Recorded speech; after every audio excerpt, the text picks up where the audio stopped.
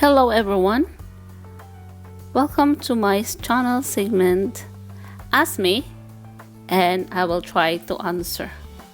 Our question for today is how to remove unwanted comments on YouTube. Here are the steps on how to delete comments. Number 1, go to the comment section and look for the comments you want to remove. Number 2, press the 3 dots at the right side of the comment you want to delete. Number 3, select remove on the option. Here are another steps to remove comments. Number 1, go to YouTube Studio.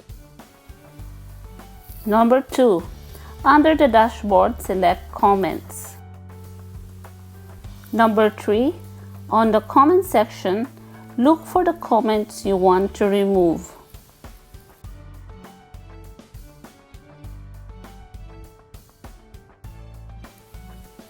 Number 4, press the 3 dots beside the comment.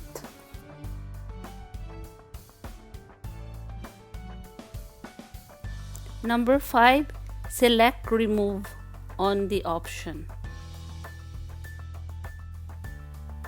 Number 6, the last one, again, select remove. As you can see, the comments has been removed from the 2 videos. And if you want to delete more unwanted comments, you can just do the same.